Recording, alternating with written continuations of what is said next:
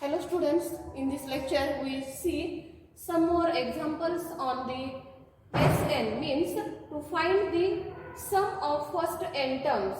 आता पाठीमागच्या लेक्चर मध्ये आपण हा जो फॉर्म्युला आहे जीपी साठी Sn चा जो फॉर्म्युला येतो तो फॉर्म्युला आपण पाहिलेला आहे. जीपी साठी ज्योमेट्रिक प्रोग्रेशन मध्ये Sn फाइंड करणे म्हणजे फर्स्ट n टर्मची सम फाइंड करण्यासाठीचा जो फॉर्म्युला आहे ते पाठीमागच्या लेक्चरला आपण पाहिलेत आणि ते काय आहेत a into 1 minus r s to n upon 1 minus r आणि दुसरा याच टाइपने आहे फक्त ह्या ज्या ब्रॅकेट मधला टर्म आहे त्या इंटरचेंज आहेत म्हणजे 1 minus r s to n चे ऐवजी r s to n minus 1 upon r minus 1 आहे.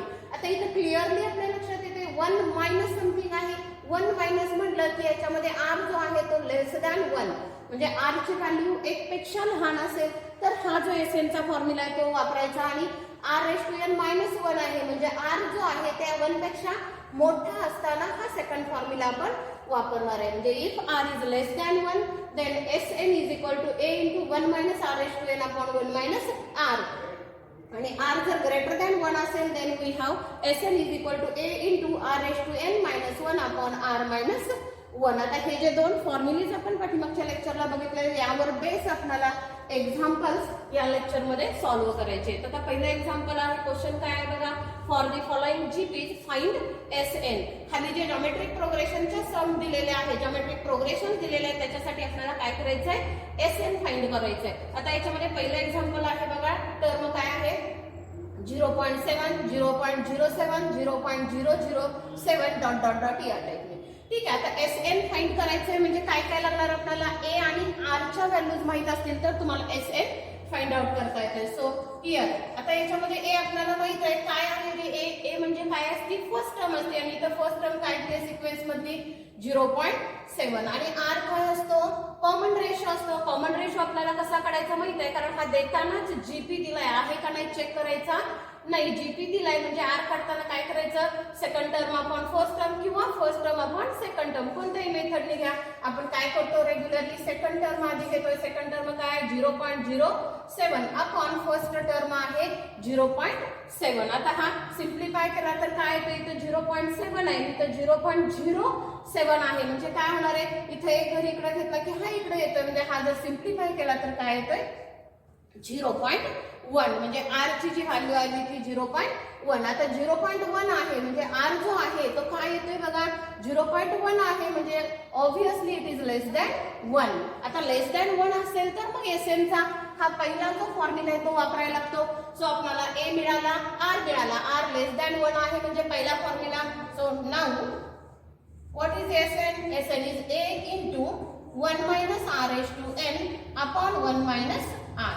आता a आणि r दोन्ही व्हॅल्यूज माहित आहेत. a किती आहे आपला 0.7 इंटू 1 मायनस r किती आहे 0.1 raise to n upon 1 minus r किती आहे r ची व्हॅल्यू आपली किती आली 0.1 म्हणजे किती येतोय हा 0.7 आहे असाच हा bracket 1 minus 0.1 raise to n हा काही सिम्प्लिफाय होत नाही आहे असाच ठेवला पण इथं 1 मायनस 0.1 आहे आणि हा सिम्प्लिफाय केला तर किती येतोय 0.9. आता हे आहे एवढं ठेवलं तरी चालतंय किंवा इथं 0.7 आहे इथं 0.9 आहे दोन्हीकडचे पॉइंट जर कॅन्सल केले तर हा पॉइंट इथे येणार हा इथे येणार म्हणजे हा 7/9 होतो. सो वी गेट हियर म्हणजे आपल्याला इथं Sn जो आहे तो काय मिळणार आहे Sn is equal to 7 into 1 minus 0.1 raise to n upon 9 and this is the value of Sn. Sn म्हणजे पहिल्या n टर्मची जी सम आहे त्या समचा जो फॉर्म्युला आहे तो आपल्याला या टाइपने मिळाला. बघा आपल्याला Sn फाइंड करायचं असेल तर काय लागतं a आणि r च्या व्हॅल्यूज लागतात. a म्हणजे दिलेल्या सिक्वेन्स मधली पहिली टर्म आपल्याला दिलेली इथं ती लिहिली. r कॉमन रेशो कसा फाइंड आउट करतो आपण तर second term upon first term हा r मिळाला आणि मग तो लेस दॅन 1 आहे का ग्रेटर दॅन 1 आहे त्याच्यानुसार Sn चे फॉर्म्युलेज घ्यायचे आणि सॉल्व्ह करायचं. Okay now we see second example. See here second example is p q square upon p then q cube upon p dot dot dot. Okay, आता हा जीपी दिलेलाच आहे त्यामुळे आपल्याला चेक करायचं नाही, फक्त आपल्याला ए आणि आर च्या व्हॅल्यूज फक्त लिहायच्या असतात त्याच्यामध्ये. आता याच्यामध्ये ए फर्स्ट टर्म काय दिले, पी दिले. ओके, आर कॉमन रेशो कसा काढतो आपण, सेकंड टर्म काय आहे क्यू अपॉन फर्स्ट टर्म काय आहे पी. आता पी आणि क्यू च्या व्हॅल्यूज काय आहे माहित नाही, त्यामुळे हा लेस दॅन 1 येणार आहे का ग्रेटर दॅन 1 येणार आहे, हा कशावर डिपेंड असणार आहे, पी आणि क्यू च्या व्हॅल्यूज वर. त्यामुळे एसएन चा कोणताही फॉर्म्युला तुम्ही यूज केला तरी चालतोय. So we take this formula as it is. So SN is here a into 1 minus r raised to n upon 1 minus r. आता a आणि r दोन्ही व्हॅल्यूज आहेत त्याच्यामध्ये सबस्टिट्यूट करा. a किती आहे आपला p आहे, हा 1 minus r किती आलाय q upon p raised to n upon 1 minus परत r किती आहे आपला q upon p. आता हा आहे असा ठेवा किंवा याला सिम्प्लिफाय करता येईल आपल्याला. डिनॉमिनेटर सिम्प्लिफाय केला तर काय होईल, हा न्यूमरेटर आहे असाच ठेवला p into 1 मायनस. आता हा ब्रॅकेट पण आहे असाच ठेवूया आपण, किंवा त्याला सिम्प्लिफाय केला तुम्ही तरी चालेल, तुमच्यावर डिपेंड आहे कसंही. Upon 1 minus Q upon P आहे. आता हा क्रॉस मल्टिप्लाय केला तर 1 इंटू पी म्हणजे हा काय झाला पी मायनस हा काय येतोय Q, P minus Q upon P. आता हा जो आहे हा न्यूमरेटरला नेला तर P minus Q upon P आहे म्हणजे हा न्यूमरेटरला गेला तर इंटरचेंज होणार, हा पी आणि इथला पी म्हणजे काय झाला हा p square into 1 minus q upon p bracket raised to n upon ha p minus q and this is your required SN. तर ही आपल्याला काय मिळते SN ची व्हॅल्यू. म्हणजे याच्यामध्ये जर सिक्वेन्स दिला असेल तर त्या सिक्वेन्सचा SN म्हणजे पहिल्या n टर्मची जी सम आहे ती कशी फाइंड आउट करायची ते आपण या एक्झाम्पल मध्ये बघितले. ठीक आहे, आता याच्यातलीच एक्झाम्पल पण थोडीशी वेगळ्या टाइपने येतात. So we see next example. See here question number 2 is for a GP म्हणजे ह्याच्यामध्ये देताना सिक्वेन्स जीपी मध्ये दिलेलाच आहे. ठीक आहे, फॉर अ जीपी. आता फर्स्ट एक्झाम्पल काय आहे बघा, तर a इज इक्वल टू 2 दिलाय, r ची व्हॅल्यू आपल्याला 2/3 दिले, देन फाइंड s6. बघा a ची व्हॅल्यू दिली आहे आपल्याला, r ची व्हॅल्यू दिली आणि आपल्याला s6 काढायचं आहे. ओके, आता याच्यामध्ये दिलेल्या व्हॅल्यूज आहेत त्या लिहून घेऊया. दिलेल्या व्हॅल्यूज काय आहेत, a इज इक्वल टू 2 आहे आणि r किती आहे 2/3. आता 2/3 आहे मग हा लेस दॅन 1 येणार का ग्रेटर दॅन 1 येणार आहे. सोडवत बसायची गरज नाही, न्यूमरेटर लहान आणि डिनॉमिनेटर मोठा असेल तर ऑब्विसली हा लेस दॅन 1च येतो. बघा, न्यूमरेटर लहान आणि डिनॉमिनेटरची व्हॅल्यू जर मोठी असेल तर सोडवत बसायचा नाही, हा ऑब्विसली काय येतो लेस दॅन 1 येतो. मग हा लेस दॅन 1 आहे आणि मग आपल्याला जीपीचा SN चा फॉर्म्युला माहित आहे की ज्याच्यामध्ये r लेस दॅन 1 येतो. फॉर्म्युला काय आहे a into 1 minus r raise to n upon 1 minus r. पण आपल्याला बघा SN नाही काढायला सांगितलेलं, काय काढायला सांगितलं आपल्याला S6 म्हणजे याच्यामध्ये n इज इक्वल टू काय करायचा 6 सबस्टिट्यूट करायचा. सो S6 इक्वल टू, आता जिथं n दिसतोय तिथं पहिला आपण 6 सबस्टिट्यूट करूया. r रेज टू n आहे म्हणजे r रेज टू 6 झाला अपॉन 1 मायनस r. आता याच्यामध्ये a आणि r या पण व्हॅल्यूज आपल्याला दिलेल्याच आहेत त्या सबस्टिट्यूट करूया. a किती आहे आपला 2, 1 मायनस r आपला किती आहे बघा 2/3 रेज टू 6 झाला अपॉन हा 1 मायनस हा किती आला 2/3. आता हा जो आहे हा न्यूमरेटर आणि डिनॉमिनेटर काय करायचे दोन्ही सिम्प्लिफाय करायचे आणि सोडवत जायचे. काय येणार बघा ही व्हॅल्यू आता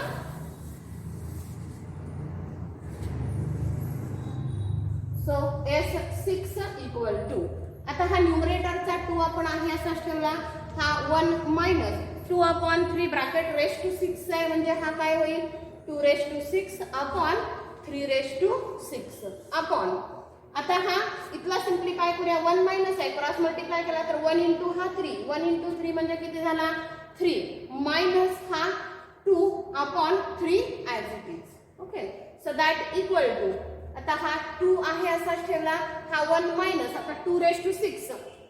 आता 2 रेज टू 6 डायरेक्ट माहित नसेल तर मग काय करूया, आता 2⁴ तर माहित असतं, 2⁴ इंटू 2⁶ केलं मी याला. ओके, सिमिलरली हा पण तुम्हाला डायरेक्ट माहित नसेल तर काय येतोय 3⁵ इंटू 3⁵. तुम्हाला डायरेक्ट येत असेल तर डायरेक्ट करायचं कॅल्क्युलेशन, या टाईपने मांडतच बसलं पाहिजे असं काय नाही. पण येत नसेल तर मग थोडासा या टाईपने प्रॉडक्ट केला तर तुम्हाला ते समजायला सोपं जात आहे. 3 - 2 आहे म्हणजे हा 1 आला अपॉन हा 3. Okay, so that equal to. आता न्यूमरेटर आपल्याला सिम्प्लिफाय करायचं आहे. आता लागलाच काय करूया रे, हा 1/3 आहे, हा न्यूमरेटरला घेतला की काय होणार आहे 3/1 झाला. ओके, इंटू आता हा मात्र सगळा सिम्प्लिफाय करायचा आहे. 1 मायनस 2⁴. 2⁴ माहित आहे काय येणार आहे, 2 दुनी 4, 4 दुनी 8, 8 दुनी 16 झाला. ओके, 16 इंटू 2 हा 6 नाही, आपला टोटल 6 आहे ना, म्हणजे इथं 4 आणि इथं 2 करायला पाहिजे. आणि 2⁴ किती येतो हा 4 अपॉन आता 3⁵ आहे. 3⁵ किती येणार, 3 त्रिक 9, 9 त्रिक 27 म्हणजे 3 चा क्यूब आहे तो 27 येतो इंटू हा 27. सो 2 इंटू 3 हा किती झाला 6. हा 1 मायनस 16 इंटू 4 सो 64 येतो 64. आता 27 इंटू 27 चा स्क्वेअर पार्ट असेल तर ठीक आहे, नसेल तर इकडे बाजूला प्रॉडक्ट करायचं आणि मग हा मांडायचा. आपल्याला काय येईल 27 चा स्क्वेअर 2729 येतो तो. ठीक आहे, सो दॅट इक्वल टू हा 6 आहे असाच. आता हा सिम्प्लिफाय काय करूया 1 इंटू हा म्हणजे 729 मायनस 64 अपॉन 729. ओके, आता हे सबट्रॅक्शन किती येणार आहे बघा, 729 मायनस 64, 4 आणि हा 9 आहे म्हणजे इथं 5 आला, 6 आहे म्हणजे 6 6 12 आणि 1 म्हणजे इथं 6 आला अपॉन 729. आता हे सिम्प्लिफिकेशन करा किंवा त्याच्यामध्ये काय सिम्प्लिफाय होतंय का आपल्याला बघायला हरकत नाही. काय सिम्प्लिफाय होईल रे याच्यामध्ये,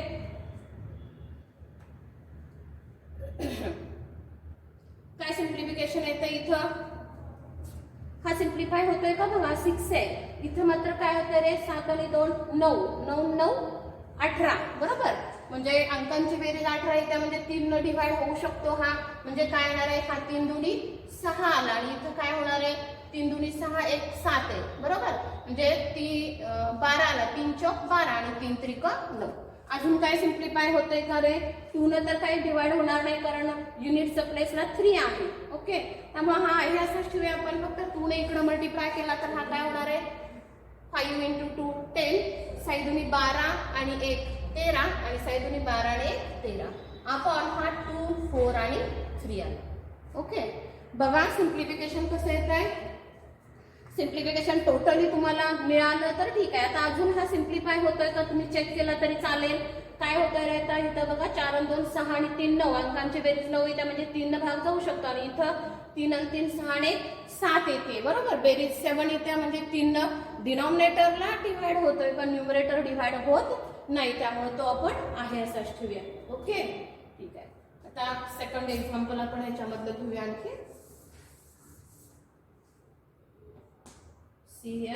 आता देतानाच काय दिलंय बघा, if S5 is equal to 1023 म्हणजे 1023 दिलाय, R ची व्हॅल्यू दिली आपल्याला 4, देन फाइंड A. बघा क्वेश्चन काय आहे, S5 ची व्हॅल्यू दिली आहे 1023, R ची व्हॅल्यू दिली आणि आपल्याला काय फाइंड आउट करायचंय, A फाइंड आउट करायचंय. मग ज्या दिलेल्या व्हॅल्यूज आहेत आपण त्या मांडून घेऊया. हिअर काय काय दिले आपल्याला, S5 दिलाय, S5 आहे 102 आणि 3. ओके, R ची पण व्हॅल्यू दिली आपल्याला 4 आणि आपल्याला फाइंड आउट काय करायचंय, A फाइंड आउट करायचंय. आता R जो आहे तो बघा काय आहे, R इज इक्वल टू किती आहे 4 आहे म्हणजे काय आहे रे, तो ग्रेटर दॅन 1 आहे, 1 पेक्षा मोठा आहे म्हणजे फॉर्म्युला आपला काय येणार आहे, R ग्रेटर दॅन 1 असेल तर A R⁻n-1 अपॉन R-1 येतो. ओके, आता ज्या ज्या व्हॅल्यू दिल्यात, आता S5 दिलाय म्हणजे पहिला n च्या ठिकाणी 5 घेतला पाहिजे. So from that S5 equal to काय होणार, जिथं जिथं n दिसतोय आपल्याला तिथं काय करायचं 5 सबस्टिट्यूट करायचा म्हणजे R⁻1 अपॉन हा R-1. आता परत याच्यामध्ये काय काय दिलंय, S5 दिलाय आपल्याला 102 आणि 3 आहे इक्वल टू ए दिलेला नाही so keep as it is r raise to n r पण दिलाय आपल्याला किती दिलाय रे r 4 आहे raise to 5 minus 1 upon r minus 1 म्हणजे हा 4 मायनस 1. आता हा परत सिम्प्लिफाय करूया म्हणजे काय येतोय बघा.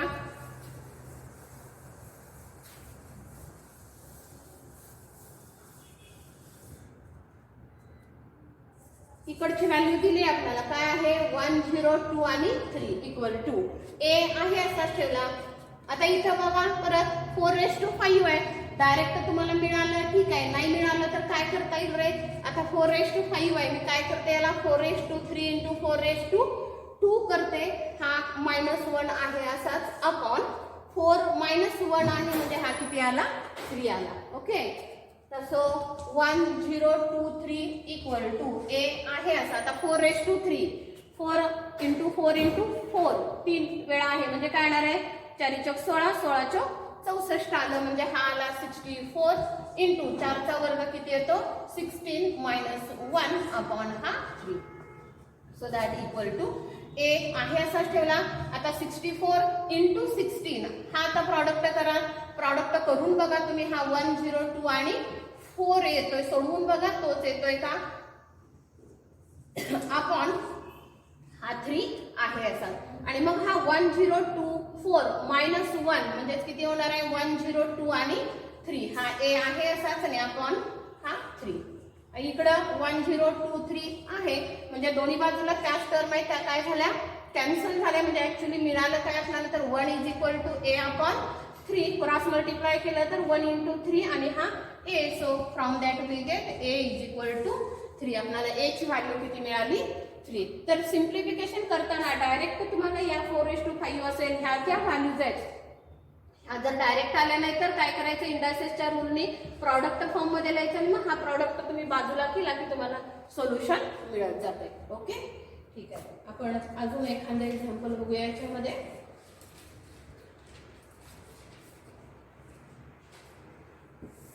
आता वर्ड प्रॉब्लेम आहे पूर्ण एक्झाम्पल काही मी याच्यामध्ये लिहित नाही नोट्स मध्ये दिलेलं आहे मी फक्त वाचते एक्झाम्पल आणि आपण सोडवूया. काय आहे बघा क्वेश्चन.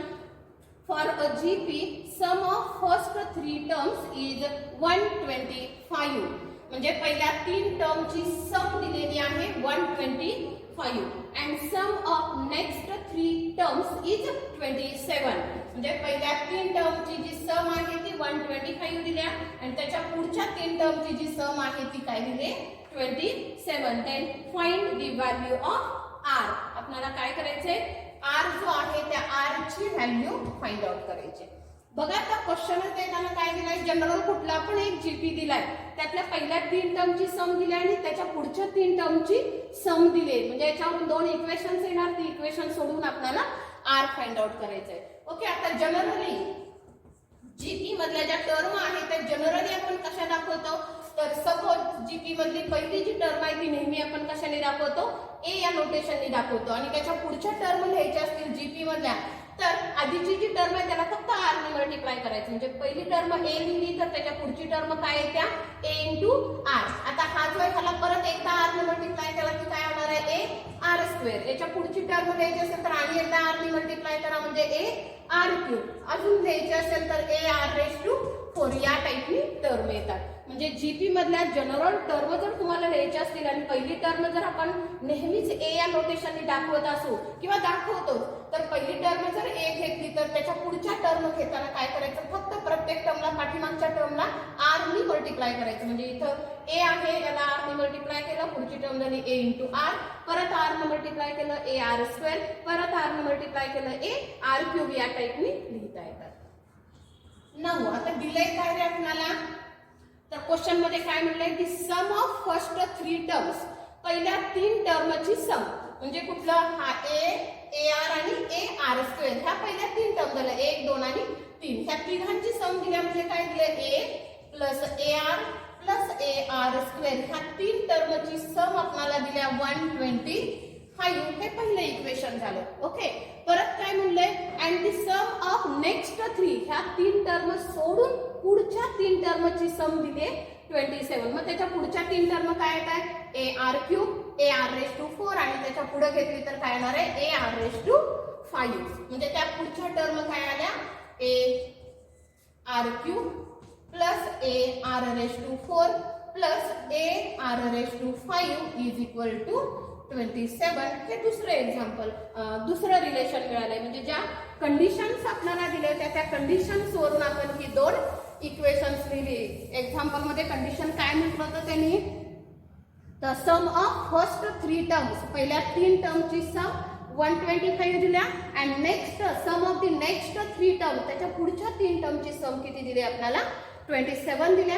आणि मग ही जी 2 आहे त्याच्यावरून ही 2 इक्वेशन्स आपण तयार केली. ही 2 इक्वेशन्स सोडवून आपल्याला काय करायचं आहे तर त्या टर्म काढायच्या नाही तर आर आपल्याला फाइंड आउट करायचं आहे. तर बघा ही दोन्ही इक्वेशन्स तुमच्या समोर आहेत, ही 2 सोडवायची आहेत आपल्याला. तर कशी सोडवता येतील रे आपल्याला, बघा ह्या टर्म मध्ये काय फरक दिसतोय, हा ए आहे हा ए आर क्यूब आहे, A R raise to 5, A R square A R raise to 5 आणि त्या बाजूच्या टर्म येतात. काय करता येईल आपल्याला किंवा सिम्प्लिफिकेशन काय ह्याच्यावरून करू शकतो आपण.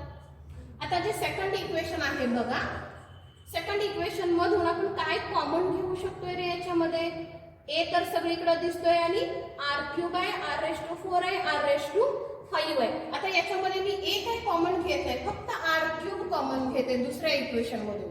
आता फक्त आर क्यूब कॉमन घेतला तर पहिली टर्म ए आहे तशीच राहिली, प्लस हा काय होतोय ए इंटू आर, क्यूब कॉमन घेतला म्हणजे एक आर राहिला आणि याच्यात आपण क्यूब घेतोय म्हणजे R square is equal to 27. आणि हे जे आहे इक्वेशन नंबर 1 वरून याची व्हॅल्यू आपल्याला लिहिता येते. मग काय येणार आहे आर क्यूब इंटू, आता हा जो ब्रॅकेट दिसतोय याची व्हॅल्यू बघा A plus A R square किती येते रे व्हॅल्यू 125 इज इक्वल टू 27. ही व्हॅल्यू कशावरून लिहिली आपण फ्रॉम इक्वेशन 1. आणि मग आपल्याला फक्त आर फाइंड आउट करायचं आहे. आरच एक व्हेरिएबल राहिलंय, बाकीचं सगळं सिम्प्लिफाय झालंय. म्हणजे from that R cube is equal to काय करूया 27, हा मल्टिप्लाय होतो इकडे गेला की डिव्हाइड होणार. So R cube is equal to काय झाला 27 अपॉन 125. आता हा डिव्हिजन वगैरे करत बसायचं नाही आपल्याला, का तर आपल्याला आर ची व्हॅल्यू काढायची. इकडे आर क्यूब आहे म्हणजे ही जी टर्म आहे ती मी काय करणार आहे क्यूबच्या फॉर्म मध्ये मांडणार आहे. आणि लगेच आपल्या लक्षात येते 27 आहे म्हणजे हा 3 चा क्यूब असतो आणि 125 आहे म्हणजे ऑब्विसली हा 5 चा क्यूब असतो. म्हणजे 27 च्या ऐवजी काय लिहिलं 3 रेस टू 3 लिहिलं आणि 125 आहे त्याच्याऐवजी काय झालं 5 रेस टू 3 झालं. म्हणजेच झाला दोन्हीकडे सेपरेट आहे, मी एका ब्रॅकेट मध्ये याला टाकते आणि ब्रॅकेट रेस टू 3 म्हणजे मला काय मिळालं तर R cube is equal to 3 upon 5 bracket raise to 3. दोन्ही बाजूला जर क्यूब रूट मी घेतले तर मला आर इज इक्वल टू काय मिळणार आहे 3 अपॉन 5. आणि हा जो आर आहे त्या आर चीच व्हॅल्यू आपल्याला काय करायची होती फाइंड आउट करायची होती. ओके समजलं आपल्याला. जनरल जीपी फक्त जीपी मध्ये म्हणलं होतं त्यामुळे जीपी मधल्या जनरल टर्म आपण लिहून घेतल्या. परत कंडिशन काय होती पहिल्या 3 टर्मची सम ही दिले पहिले इक्वेशन मिळालं, त्याच्या पुढच्या 3 टर्मची सम 27 दिली ती दुसरं इक्वेशन आणि मग ही 2 इक्वेशन आपण या टाइपनी सोडवली आणि मग आपल्याला आर ची व्हॅल्यू मिळते. ओके.